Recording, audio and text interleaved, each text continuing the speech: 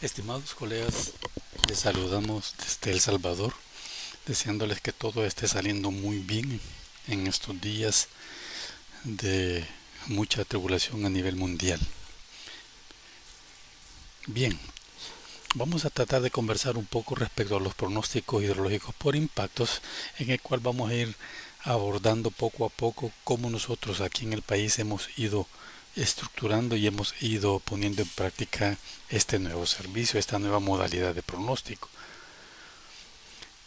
Prácticamente El Salvador formó parte de Weather Reading Nation, que es un proyecto que se desarrolló junto con la OMM, donde la idea principal era transmitirle a nuestros usuarios cuál es el pronóstico por impacto que pueda dárseles a ellos en su zona.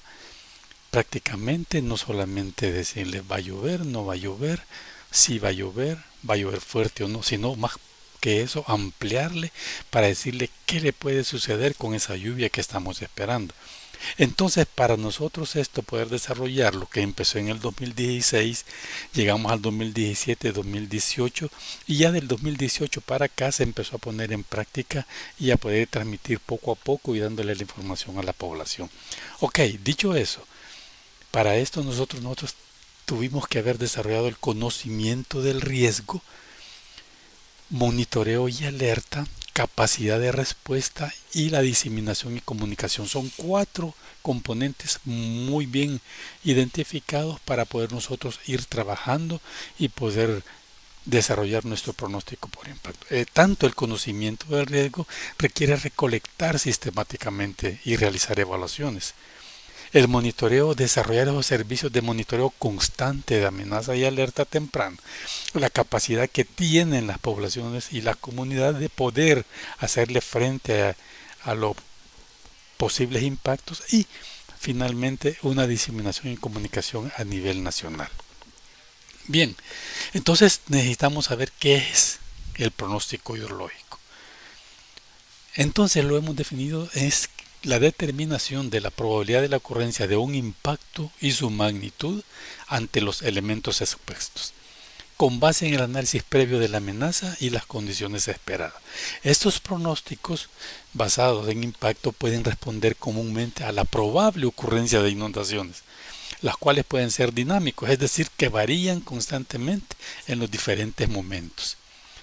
Entonces, siendo así, nuestro objetivo principal que va a ser que podamos describir el proceso para realizar estas actividades de monitoreo. ¿Para qué? Para alertar de manera rápida y oportuna a las instituciones del Servicio Nacional de Protección Civil, redes de observadores locales, corazón de nuestro trabajo constante y diario durante la época de lluvia, y a la población en general sobre la posibilidad de impactos en la ocurrencia de desbordamientos de ríos o inundaciones, llámense estas urbanas o rurales. Entonces, el proceso del IBF hacia dónde nos empuja directamente a poder determinar el pronóstico de la amenaza, bajo qué contexto, qué tipo de fenómeno va a ocurrir, cuál es la probabilidad de que ocurra, a dónde van a ocurrir geográficamente hablando, con qué intensidad se va a dar ese fenómeno, en qué momento del día pueden ocurrir. Importante, ¿por qué? Porque debemos de tomar en cuenta la hora que sale la gente de las oficinas, para ver dónde ahí tenemos más población expuesta. Y finalmente, cuál es la duración del fenómeno.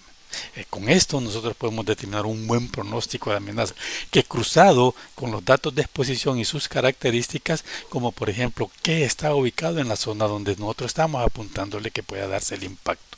Si hay hospitales, si hay comercio, hay carreteras, ríos urbanos, zonas de montaña o esa área rural, esas cosas son las que tenemos que cruzar. ¿Para qué? Con la amenaza adecuadamente pronosticada, cruzada con la exposición, nosotros podemos determinar potenciales impactos. ¿Qué es lo que pretendemos hacer? Es lo que le queremos hacer llegar a la población. ¿Hay elementos expuestos en los sitios donde ocurrirá? Sí o no hay elementos expuestos. ¿Qué nivel de afectación generará la amenaza? Entonces, eso es lo que logramos identificar a través del pronóstico, de un buen pronóstico de la amenaza y sus características de exposición. Entonces, el análisis de la amenaza que involucra monitoreo de niveles actuales e intensidad de la lluvia, modelos hidrológicos, modelos meteorológicos para finalmente nosotros dar una probabilidad de desbordamientos a nivel nacional, considerando inclusive el porcentaje de humedad que puedan presentar los suelos. Eso lo conjugamos para poder decir cuál es la probabilidad de desbordamientos en ríos y quebradas de X región del territorio nacional. Para el ejemplo, todo lo que está en rojo es alerta, probabilidad alta de desbordamiento, lo verde es probabilidad baja y cuando nos aparece un amarillito es la probabilidad media a desbordamientos. Entonces, el análisis de exposición, ¿qué involucra? ¿Qué incluye? Bueno, las zonas homogéneas. Hemos identificado zonas homogéneas con un comportamiento similar hidrológico, donde podamos nosotros darnos cuenta que en esas zonas pueden tener diferentes hay zonas expuestas que están involucradas en estas zonas homogéneas. Entonces, podemos hablar de las zonas urbanas. Las zonas urbanas del territorio nacional, todas estamos prácticamente expuestas a inundaciones urbanas. Zonas susceptibles a anegamiento, ahí están identificadas en el territorio. Cuencas de respuesta rápida también están identificadas en el territorio. ¿Qué sucede cuando se dan esto en los puntos claves donde estamos nosotros queriendo identificar o más bien identificando? Bueno, estas zonas prácticamente son aquellos sitios más probables donde el impacto va a ser más severo.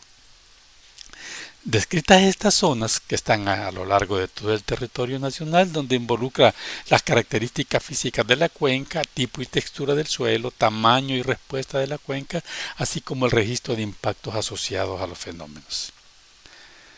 Entonces, cuando ya tenemos el conjunto de esos elementos, la exposición, la amenaza, el buen pronóstico y el pronóstico como tal impacto, lo asociamos con una matriz de impacto, donde identificamos en el eje de la Y la probabilidad a que ocurra y en el eje de las X la severidad del impacto, donde una severidad baja prácticamente son las condiciones normales de la época de lluvia.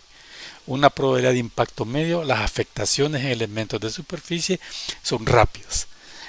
Y un impacto significativo, daños en elementos expuestos en superficie con periodos de permanencia un poco más, con más tiempo de afectación. Y pérdidas en elementos expuestos en superficie con largos periodos de permanencia son ya un impacto severo. Cada una de estas casillitas tiene un desglose particular y ya lo van a ver ustedes en lo que nosotros le proporcionamos a la población. El pronóstico por impacto o el formato de él como impacto. Vean ustedes si no es necesario eso.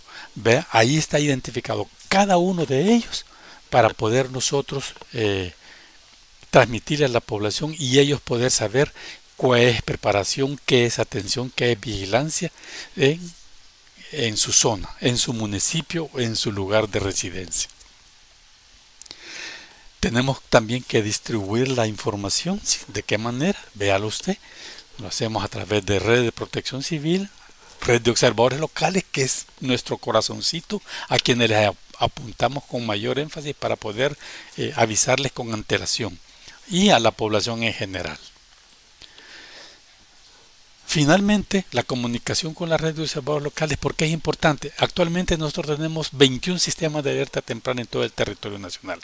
Dentro de ellos y a lo largo de ellos tenemos 33 grupos de WhatsApp estructurados a quienes les damos la información en un momento determinado. ¿Por qué hay 33 grupos de WhatsApp y por qué hay solamente 21 sistemas de alerta temprana identificados, con 2 más en construcción? Porque dentro de estos mismos grupos o SAT estructurado, tenemos 2-3 grupos de gente que vive, que se han organizado y que se les pasa también la información a ellos.